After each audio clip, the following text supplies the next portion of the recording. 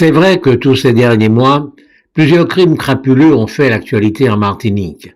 On observe un phénomène du même genre en Guadeloupe.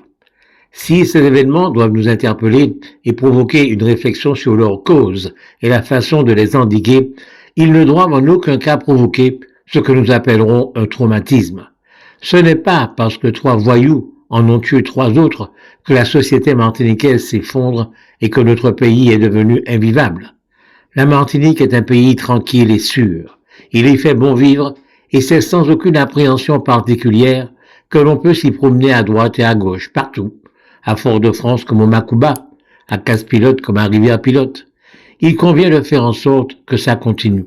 Et, paradoxalement, pour cela, il faut commencer par ne pas se promener avec les yeux fermés. Il faut, en effet, voir ça et là ces petits groupes de jeunes qui semblent prendre leur distance avec la société telle qu'elle est, notamment dans leur tenue vestimentaire et leur aspect physique. Et c'est vrai qu'on peut les imaginer franchissant aisément le pas de la délinquance. Et c'est bien entendu ce pas-là qu'il faut prévenir et éventuellement punir. Et là, nous avons des choix, disons stratégiques, à faire. Nous sommes une petite île, c'est-à-dire un truc pas du tout difficile à isoler avec les moyens modernes dont on dispose aujourd'hui. Redisons-le pour la 1000e fois. Et en particulier, les militaires dotés de drones et d'embarcations en quantité et en qualité suffisante pourraient sans aucun problème protéger nos frontières contre l'arrivée d'armes en provenance des îles voisines, au lieu de s'enfermer dans leurs casernes. Il convient également d'être attentif aux peines infligées aux détenteurs d'armes de catégorie A et B. Il convient qu'elles soient véritablement dissuasives. À ce niveau-là, au niveau de la peine infligée, c'est vrai que peut se poser le problème de la place disponible dans les prisons. Il n'y aurait sans doute pas de place pour mettre effectivement en prison ceux qui actuellement sont condamnés avec sursis. C'est peut-être cela précisément qui justifie que certaines peines soient assorties du sursis. Il convient sans doute d'arrêter ça. Arrêter ça en prenant par exemple conscience que la Martinique c'est de la terre et de l'eau qui l'entoure. Il n'y a aucune raison pour que les communes acceptent de voir installer sur leur territoire des centres pénitentiaires alors qu'il y a des kilomètres carrés de mer qui ne servent à rien.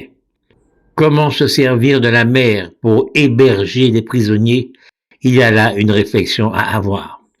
Et enfin, et peut-être surtout, les prisons sur mer ou sur terre doivent être des lieux où on n'a pas envie de venir ou de revenir.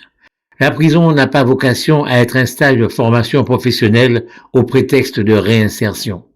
Certains prisonniers disent parfois être mieux dans tel ou tel centre pénitentiaire qu'à l'endroit où ils vivent quand ils sont en liberté.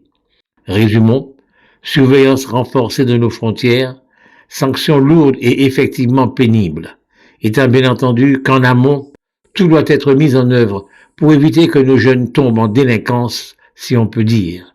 Ils ne sont pas nos ennemis, ce sont nos enfants. Ils doivent être encadrés, aidés, aimés dès leur plus jeune âge, et c'est si, malgré tout cela, ils ont décidé de partir en guerre contre la société, que celle-ci doit se défendre avec la détermination que nous avons dite.